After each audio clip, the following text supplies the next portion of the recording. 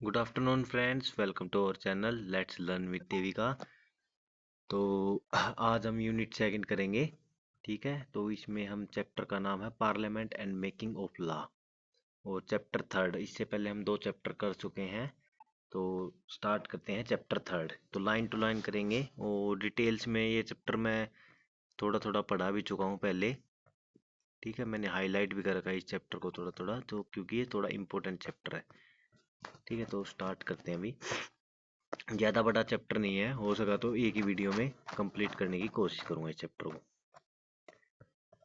Parliament and making of law.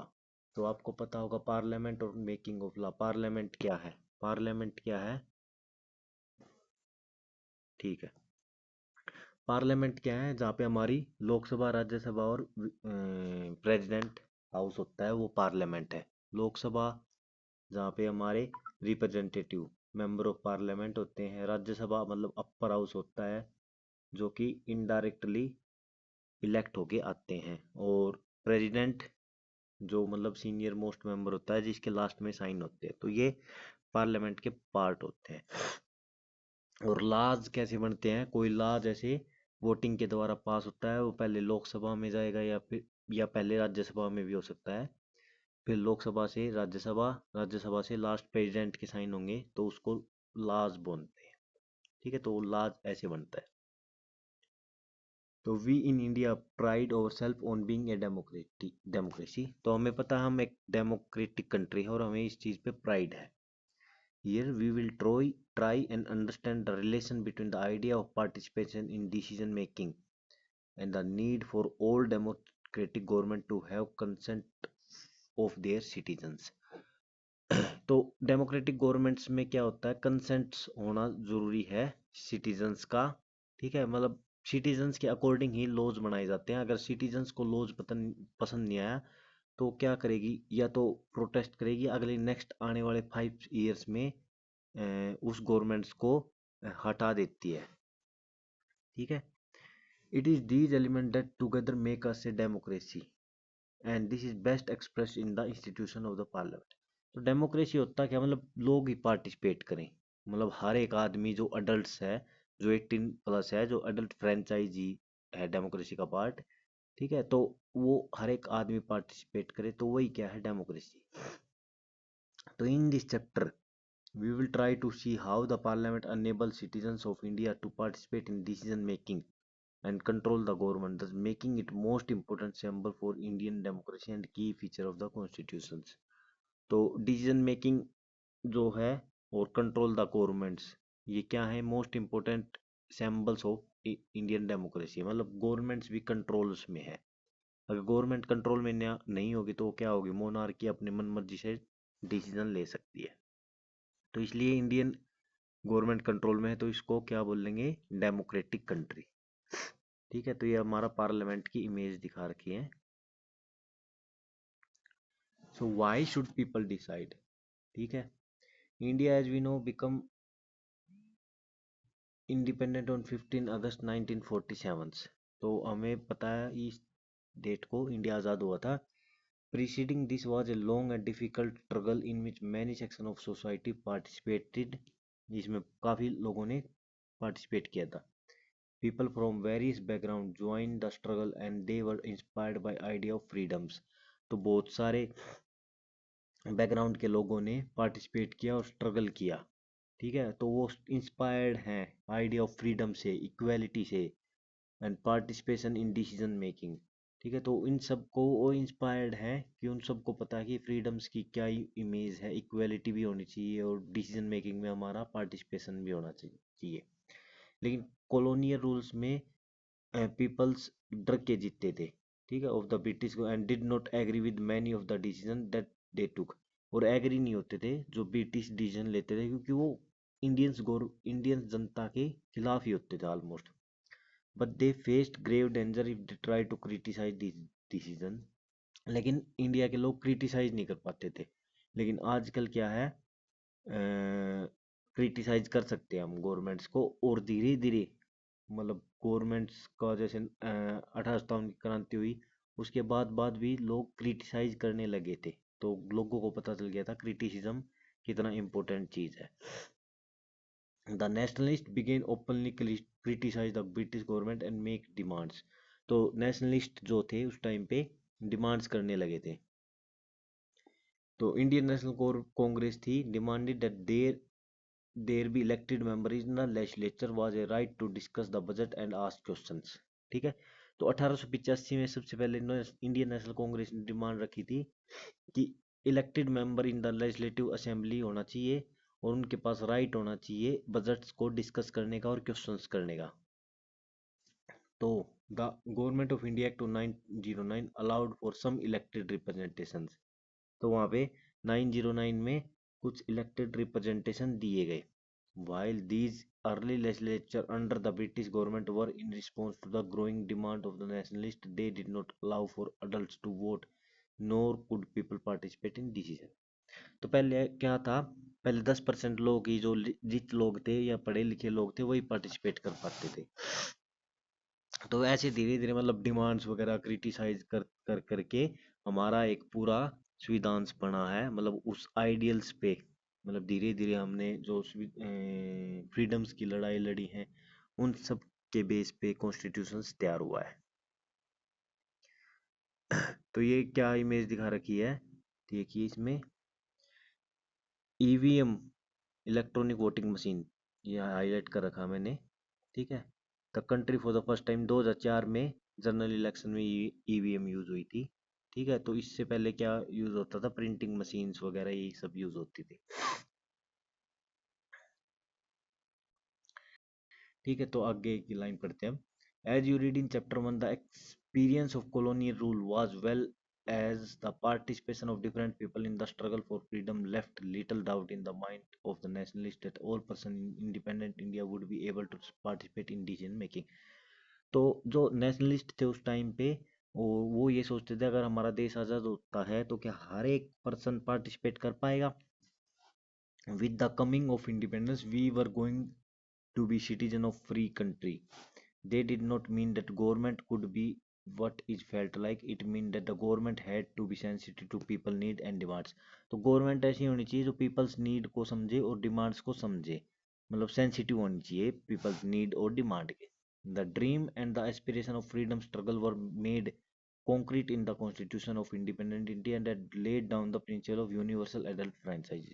तो ये क्या हुआ, मतलब यूनिवर्सल एडल्ट फ्रेंचाइजी लाई गई कि सभी लोग पार्टिसिपेट करेंगे जो 18 प्लस हो चुके हैं, जो भी अडल्ट हो चुके हैं उनको पास राइट टू वोट होगा। ठीक है। नेक्स्ट पेज पे चलते हैं हम। Give one reason why you think there should be universal adult franchise. Adult franchise क्यों होनी चाहिए, इसका आंसर आप खुद दीजिए कमेंट बॉक्स में। ठीक है, ये कुछ नहीं है। People and their representatives. तो हमें पता है कि हमारे द्वारा चूज किए गए रिप्रेजेंटेटिव आगे वहाँ पे पार्लियामेंट्स में या विधानसभा में पूछते हैं। तो अब हम देखते हैं इसमें how does the individual give approval to the governments. ठीक है। ये लाइन आप सब देख लेना, ये मैंने थोड़ा सा हाईलाइट कर रखा। चैप्टर ज़्यादा इम्पोर्टेंट है लेकिन हर एक चीज़ इसमें इम्पोर्टेंट है नहीं, तो हम थोड़ा चैप्टर फटाफट करेंगे। जो इम्पोर्टेंट है मैंने वो समझाने की कोशिश की। How does the individual give approval to the governments. तो अप्रूवल कैसे देता है एक इंडिविजुअल आदमी, जैसे आप हो, जो भी आप लेक्चर देख रहे हो या मैं हूँ, कैसे हम गवर्नमेंट्स में पार्टिसिपेट करते हैं। One way of doing so as you read in through election. तो इलेक्शन के द्वारा, इलेक्शन में हम अपना रिप्रेजेंटेटिव चूज करते हैं। People would elect their representative to the parliament, then one group from among these elected representative form the governments. तो हम क्या करते हैं, एक रिप्रेजेंटेटिव चूज करते हैं और हमारे द्वारा रिप्रेजेंटेटिव चूज करते हैं वो क्या मिल के सभी एक गवर्नमेंट फॉर्म करते हैं। ये रेड लाइन में देखिए, the parliament which is made up of all representative together control and guide the government in the sense of people through their choose representative from the government and also control. तो हमारे द्वारा representative जो होते हैं वो क्या करते हैं, गवर्नमेंट्स को कंट्रोल करते हैं। ठीक है। और वो गवर्नमेंट भी फॉर्म करते हैं। नेक्स्ट पेज पे ये देखिए वोटिंग हमारे मतलब डेमोक्रेसी की एक पिक्चर्स दिखा रखी है कि हम डेमोक्रेसी के लिए हम क्या कितनी फाइट करनी पड़ती है, कि बहुत ही रिमोट एरिया जो हैं, ठीक है, जो हार्ड स्टेशन है वहाँ पे भी ईवीएम मशीन पहुँचाई जाती है। ये कुछ क्वेश्चंस देखिए आप। Use the term constituency. अब कॉन्स्टिट्यूएंसी क्या होती है, जैसे अब यूपी है, यूपी के कुछ हिस्से कर रखे होंगे, जैसे दिल्ली है, दिल्ली के 70 कॉन्स्टिट्यूएंसी हैं एमएलए के लिए, और एमपी के लिए है 7 पार्लियामेंट के लिए। यूज द टर्म कॉन्स्टिट्यूएंसी आपको समझ आ गया। Represent to explain who an MLA. MLA कौन होता है, जो कि एक स्टेट में, स्टेट को रिप्रेजेंट करता है, स्टेट में एक एरिया को रिप्रेजेंट करता है। How the person get elected, और वो एमएलए कैसे होता है, हमारे द्वारा जो इलेक्शंस होते हैं उसमें वोटिंग की जाती है, और वोटिंग कौन करता है, यू अडल्ट फ्रेंचाइजीज, जो भी अडल्ट हो चुका है, राइट टू वोट जिसके पास है, वो क्या करेगा, वोटिंग करेगा, और वो एमएलए को इलेक्ट करेगा।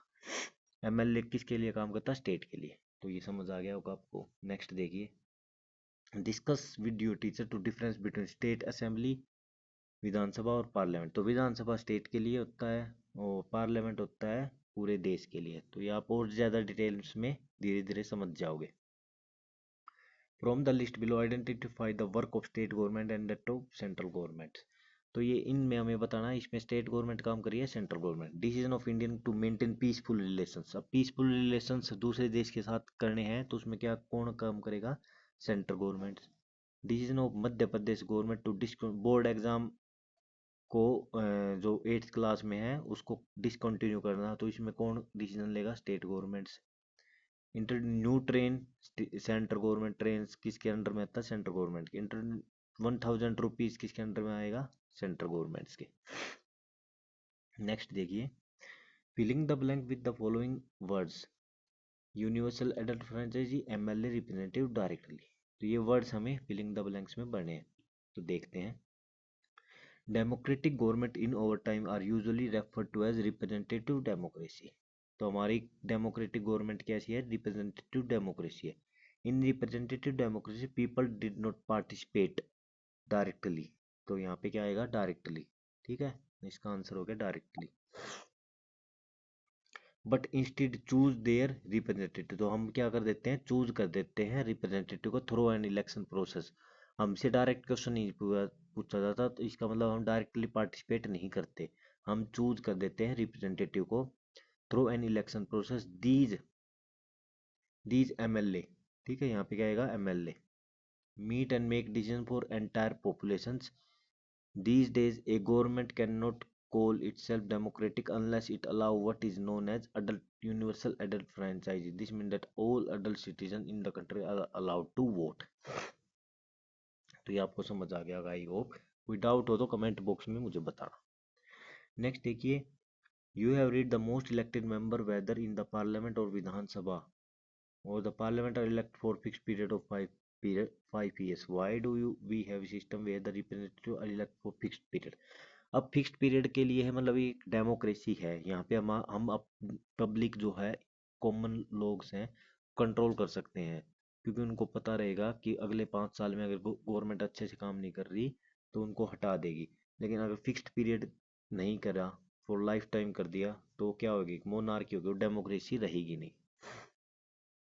नेक्स्ट देखिए, you have read that people participate in other way and not through election. तो इलेक्शन के अलावा अदर्स वे क्या है, क्रिटिसाइज करना गवर्नमेंट्स को, धरने देना, घेराव करना, ठीक है, क्रिटिसाइज करना, ठीक है। तो ये सब हो गए अदर्स वे, और न्यूज़ वगैरह में क्रिटिसाइज करना। ये हमारी पार्लियामेंट्स की इमेज दिखा रखी है। फर्स्ट इमेज ये देखिए, first image, the parliament of Sansad is the supreme law making institution. Sansad क्या होती है, हिंदी में पार्लियामेंट, इंग्लिश में पार्लियामेंट बोलते हैं इसको। सुप्रीम लॉ मेकिंग वो इंस्टीट्यूशन है। इट हैज़ 2 हाउस, राज्यसभा और लोकसभा, ठीक है। ये सेकंड में देखिए, राज्यसभा दिखा रखा, council of the state, total strength 250 है, ठीक है। Chair by vice president of India, और इसको हेड कौन होता है, यहाँ पे कौन बैठता है, ये देखिए यहाँ पे इमेज में, यहाँ पे कौन बैठता है, vice president of India chaired करता है राज्यसभा को। लोकसभा को स्पीकर चेयर करता है, यहाँ पे कौन बैठता है, speaker. House of people with total strength 543, याद रखिए ये 543, is preside by the speaker. यहाँ पे स्पीकर होता है, यहाँ चेयरमैन होता है, स्पीकर चेयरमैन, चेयरमैन कौन होता है, वाइस प्रेसिडेंट, यहाँ पे स्पीकर अलग से इलेक्ट होता है। नेक्स्ट पेज पे, the role of the parliament. तो रोल ऑफ पार्लियामेंट में क्या है, मतलब रोल्स ऑफ पार्लियामेंट में मतलब पार्लियामेंट का मेन क्या क्या है, डिसीजन बनाना। और जो अपोजिशन लीडर हैं, कोई डिसीजन बनाया है, कोई लॉज बनाया है, उसको क्रिटिसाइज भी करना, ठीक है, डिस्कशन करना, देश में क्या चल रहा है वो सब करना, तो पार्लियामेंट का रोल है। तो मेन काम तो क्या है, लॉज को क्रिएट करना, मेकिंग द लॉज। ठीक है, तो इसमें हम डिटेल में पढ़ते हैं। तो ये देखिए, the these participation by people, decision making and government by consent. तो यहाँ पे कौन गवर्नमेंट कंसेंट से, अब मैंने बताया था लोकसभा में 543 सीट है और 250 सीट किसमें है, राज्यसभा में। तो ये जितने वोट करेंगे यहाँ पे, इनकी सब की कंसेंट मतलब 50% कंसेंट होनी चाहिए, यहाँ पे भी 50% कंसेंट होनी चाहिए +1। ठीक है, तो यहाँ पे 50% +1 कंसेंट होगी, तो क्या हो जाएगा, लॉ पास हो जाएगा। तो यहाँ पे किससे काम चल रहा है, कंसेंट से, सबकी सहमति से। ठीक है, नेक्स्ट हम करिए। चलो, हमारी जो कंट्रीज है वो 5 साल के लिए चूज की जाती है। जो कंट्रीज में हमारी जो लोकसभा है वो 5 साल के लिए होती है, मतलब गवर्नमेंट 5 साल के लिए होती है। और जो कॉन्स्टिट्यूएंसीज हैं वो बहुत सारे, मैं हमारी जो इंडिया है बहुत सारी कॉन्स्टिट्यूएंसी में, मतलब 543 सीट हैं, तो 543 कॉन्स्टिट्यूएंसी में हमारा इंडिया डिवाइड कर रखा है। तो ये मैप पेज नंबर 45 में मैप में दिखा रखा है। तो हम पहले वही देखते हैं, 45।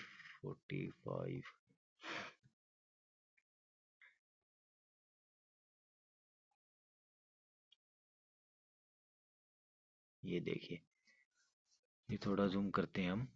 ये देखिए, ये इस तरह से हमारा एरिया, पूरा इंडिया डिवाइड कर रखा है। तो आपको ये दिखाई दे रहा होगा, यहाँ पे सबसे बड़ी कॉन्स्टिट्यूएंसी। ठीक है, और ये देखिए, पॉपुलेशन के अकॉर्डिंग ये डिवाइड होता है। तो यूपी वगैरह में ज़्यादा सीट है क्योंकि यहाँ की पॉपुलेशन ज़्यादा है। ठीक है, तो ये सब होता है, कॉन्स्टिट्यूएंसी को ऐसे डिवाइड करते हैं, मतलब ये 543 में इंडिया डिवाइड है। हम्म, ठीक है, तो अब आ गए थे हम यहाँ। अब नेक्स्ट पेज पे चलते हैं। अब ये क्या है, 17th लोकसभा का। अब ये देखिए, 17th लोकसभा की 543 कॉन्स्टिट्यूएंसी इंडिया में, और उसकी सबसे कम सीट देखिए, सिक्किम, विदुतई, चिरुताईगल, काची। ये कोई पार्टीज वगैरह है, मतलब इंडिया में कितनी भी पार्टी बना सकते हैं हम। मिजोनी नेशनल फ्रंट हो गए। ठीक है, ये 2 सीट्स देखिए, शिरोमणि अकाली दल पंजाब की पार्टी है, कम्युनिस्ट पार्टी ऑफ इंडिया बहुत पुरानी पार्टी है, टीडीपी होगी। ठीक है, इंडिपेंडेंस भी 4 लोग जीत के आए, मतलब कोई अपने, आप खुद खड़ा होना चाहते हो तो आप भी खड़े हो सकते हो। बहुजन समाज पार्टी, शिवसेना, तो ये होगी बीजेपी, 330 सीट 2019 इलेक्शन का। Indian National Congress 52, DMK 24। तो ये सब क्या है, डिवाइड्स कर रखा है इंडिया को। तो मतलब इसकी 543 का हाफ कितना हुआ, वो +1, वो क्या होगा, 4 पार्टीज क्रिएट कर लेगा। ठीक है, तो ये बीजेपी यहाँ पे गवर्नमेंट्स बनाती है। नेक्स्ट देखिए, 2009 इलेक्शंस का, बीएसपी 21, बीजेपी 116 सीट हैं 2009 में, कम्युनिस्ट पार्टी 4 हैं, कम्युनिस्ट पार्टी मार्क्सिस्ट 16 हैं, इंडियन नेशनल कांग्रेस की 206 हैं, नेशनल कांग्रेस पार्टी 9 है, और राष्ट्रीय आरजेडी की 4 है। तो 2009 में कांग्रेस गवर्नमेंट कोएलिशन की गवर्नमेंट बना लेती है। अब कोएलिशन क्या होता है, मतलब 2-3 लोग मिलके एक साथ गवर्नमेंट बना ले। ठीक है, नेक्स्ट चलते हैं। One elected, these candidate become member of parliament. These MP together make up the parliament. तो MP, ये 543 MP मिलके क्या बनाते हैं, +250। ठीक है, ये क्या बनाते हैं, parliament. Once election to be parliament have take place, the parliament need to perform the following functions. तो पार्लियामेंट को फॉलोइंग फंक्शंस करने होते हैं। To select the national government, अब मैंने बताया जैसे कि 543 का हाफ कर लो +1, वो क्या बनाएगी, गवर्नमेंट्स बनाएगी। ठीक है, 543 इलेक्टेड मेंबर आएंगे। ठीक है, उसका हाफ कितना हो गया, 272 और more. The opposition in parliament is formed by all the party that are not part of majority. तो यहाँ पे जो मेजोरिटी में होगी वो गवर्नमेंट बना बना लेगी, और जो माइनॉरिटी में होगी वो अपोजिशन बना लेंगे। जो मेजोरिटी या कोalition में नहीं है वो क्या होगी, अपोजिशन। जो मेजोरिटी में या गवर्नमेंट बना लेते हैं उनको तो बोलते हैं मेजोरिटी पार्टी। ठीक है, जो गवर्नमेंट नहीं बना पाती, amongst these are called the opposition party, और अपोजिशन पार्टी हो जाता है। The prime minister of India is the leader of the ruling party in the Lok Sabha. और लोकसभा में प्राइम मिनिस्टर लीडर होता है। ठीक है, from the MP who belong her party the prime minister select minister. और प्राइम मिनिस्टर किसको select करता है, मिनिस्टर्स को, विद हर इम्प्लीमेंट डिसीजंस। ठीक है, और उनको अलग अलग पोर्टफोलियो प्रोवाइड करता है। तो ये सब इलेक्शंस का प्रोसेस होता है। अब यहाँ पे कोइलेशन गवर्नमेंट क्या होती है, तो कोइलेशन गवर्नमेंट मतलब जो जादुई आंकड़ा है, जादुई आंकड़ा क्या है, 272। 272 क्योंकि वो 543 का हाफ है। ठीक है, +1, 543 का हाफ +1 मतलब 272 जिसकी सीट आ गई वो क्या हो गया, गवर्नमेंट बना लेता है। अब मान लो किसी पार्टी की 250 सीट आई है। ठीक है, तो उसको कितनी सीट होनी और चाहिए, 22 सीट और चाहिए। तो 22 सीट की कहीं किसी और गवर्नमेंट को अपने अंदर मिलाएगा कि भाई हम कोइलेशन करके गवर्नमेंट बना लेते हैं। तो अभी जो इलेक्शंस हैं, अभी हाल फिलहाल की जो गवर्नमेंट्स हैं वो किस टाइप की, हमारी कोइलेशन वाली गवर्नमेंट्स है। ठीक है, तो ये सब कोइलेशन गवर्नमेंट होता है। अब थोड़ा राज्यसभा के बारे में देख लेते हैं। Rajya Sabha functions primary as the representative of the state of India in the parliament. अब राज्यसभा किसको रिप्रेजेंट करती है, स्टेट को रिप्रेजेंट करती है। लोकसभा किसको, लोगों को रिप्रेजेंट करती है, लेकिन ये स्टेट को रिप्रेजेंट करती है। The Rajya Sabha can also initiate legislation and a bill is required to pass through the Rajya Sabha in order to become a law. अब कोई भी लॉ बन रहा है उसको इनिशिएट भी कर सकती है, स्टार्ट भी कर सकती है राज्यसभा। ठीक है, और कोई भी बिल पास होके लोकसभा से जा रहा है वो डायरेक्ट प्रेसिडेंट के पास नहीं जाएगा, वो पहले राज्यसभा के पास जाएगा। अगर वो राज्यसभा वहां पे बिल को रोक देती है तो ये बिल पास नहीं होगा। अब यहाँ पे कुछ मतलब जैसे मनी बिल हो गया, ठीक है, वो पास करना ही करना होता है, तो वो आगे चल के हम धीरे धीरे पढ़ेंगे। It therefore has to important role of reviewing, review करता है राज्यसभा, एंड अल्टरेशन भी, राज्यसभा लॉज को अल्टर भी कर सकता है। The initiated by the Lok Sabha, जो कोई लॉज इनिशिएट कहाँ पे हुआ, लोकसभा में, राज्यसभा होके जाएगा। The member of Rajya Sabha are elected by the elected member of the legislative assembly of various state. तो एमएलए जो होते हैं उनमें से क्या पहुंचाते हैं, 250 लोगों को आगे पहुंचाया जाता है। एमएलए को 250 लोग मिलके राज्यसभा बनाते हैं। ठीक है, वो एमएलए इलेक्ट करते हैं 250 लोगों को। ठीक है, स्टेट से।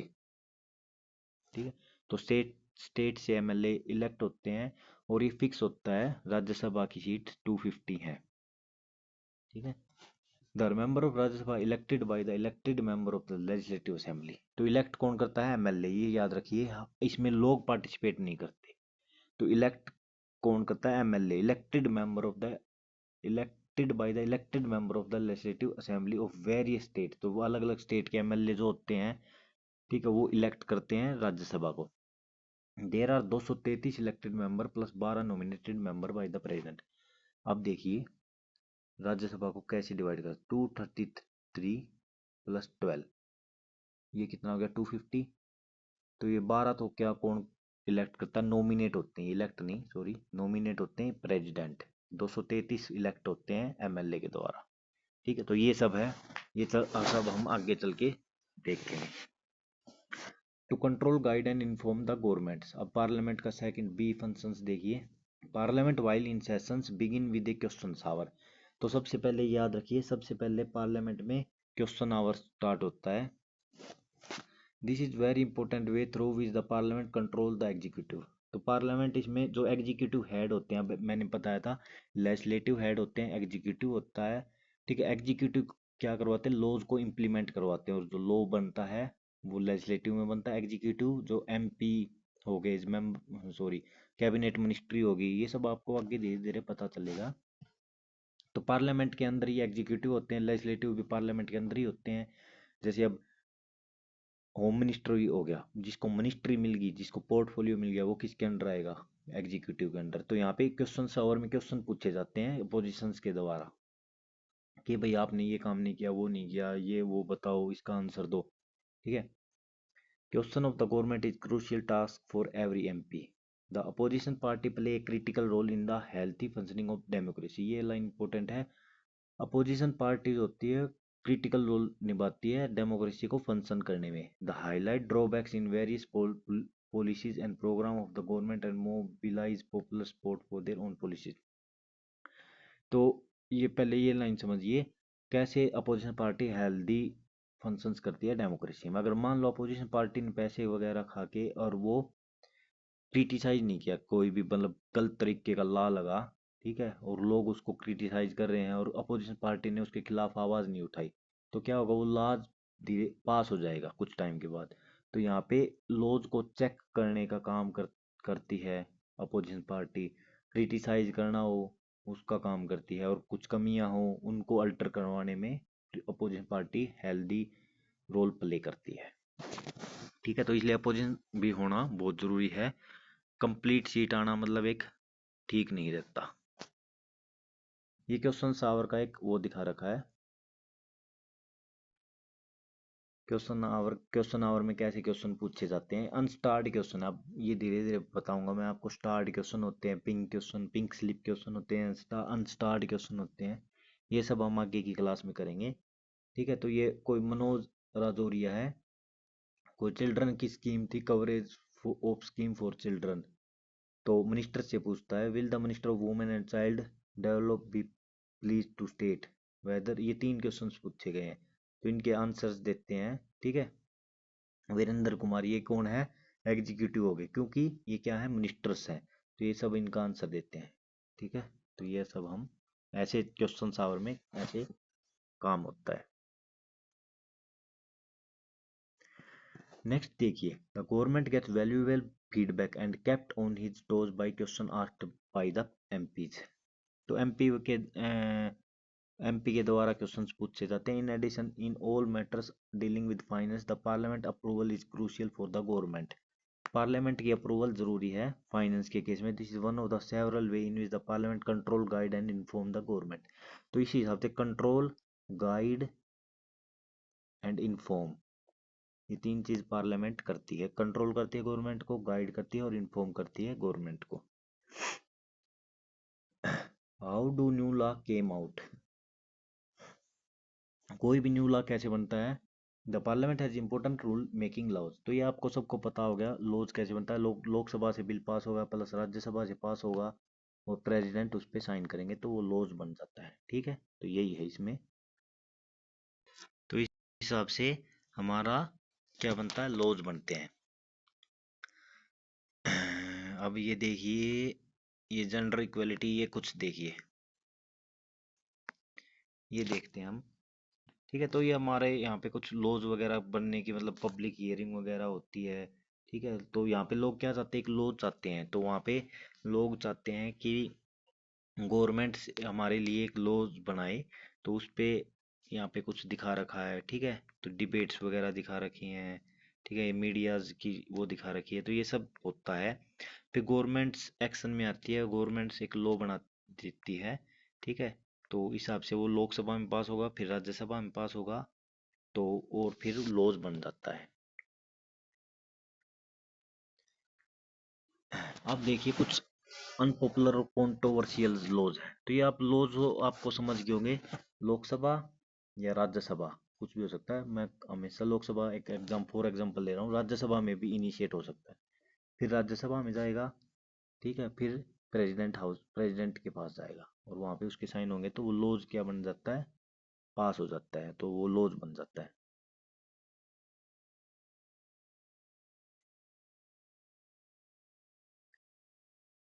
देखिए, as you have read in your previous class, you will read in the history textbook this year on the rules of law. Indian nationalists protest and criticize arbitrary. Arbitrary क्या था, मनमान्य, जो अपने मनमान्य तरीके से लॉज बनाए हैं। ठीक है, एंड रिप्रेसिव लॉ, रिप्रेसिव जो फोर्स करके बनाए, जो हमें दबाते हैं। Being enforced by the British, तो ब्रिटिश ने तो एनफोर्स कर दिए थे हम पे कुछ ऐसे लॉ जो आर्बिट्रेरी थे। History provides us with several examples of people and community who have struggled to end unjust law. तो उनके लिए अनजस्ट लॉ के लिए स्ट्रगल करना पड़ा। In your class 6th book you will 7th book you will read how Rosa Parks and African American womens refuse to give up her seat on a bus to white man.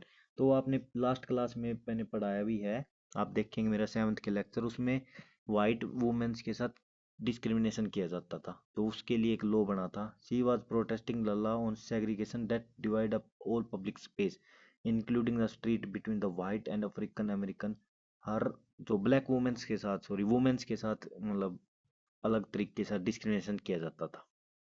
Her refusal was a key event that making the start of civil rights movement, which was led to Civil Right Act। तो Civil Right Act बना था 1964 में, which prohibit the discrimination on the basis of race, religion, nationalist origin in the USA। The above photo shows Rose Park seat in the bus।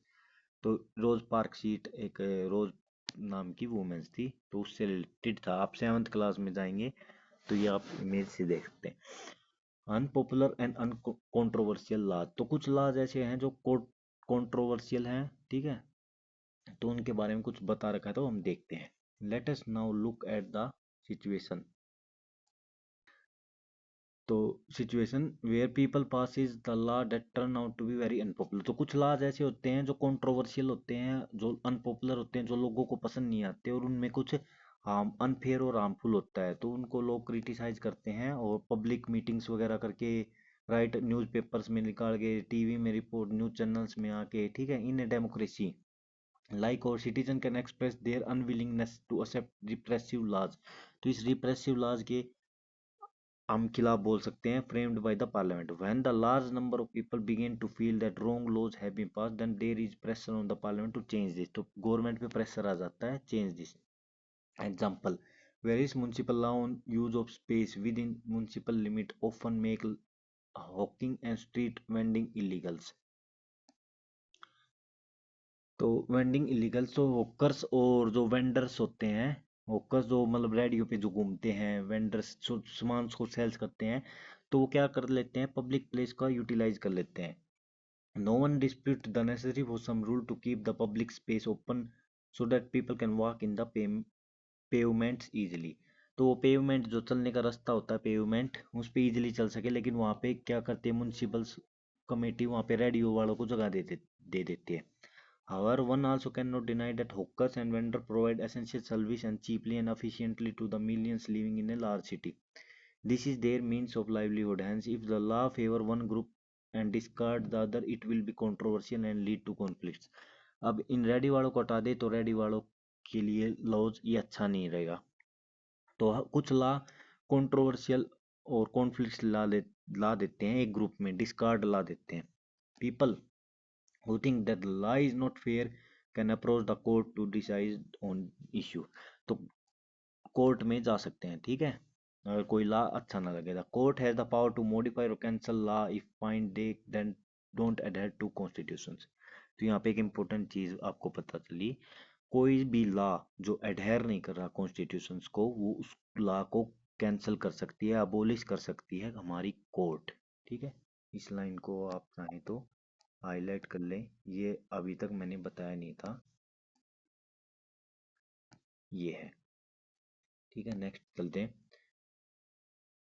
चलो आगे देखिए। यहाँ पे देखिए ऐसे लोग प्रोटेस्ट वगैरह कर देते हैं, ठीक है, और ये सब ऐसे मीडिया वगैरह में कोई लॉ पसंद ना आए तो ये सब होता है, ठीक है। चैप्टर कंप्लीट हो चुका है, और इस चैप्टर में एक चीज़ और है, ये देखिए आप यहाँ पे इम्पोर्टेंट डिबेट्स, ये इम्पोर्टेंट्स है।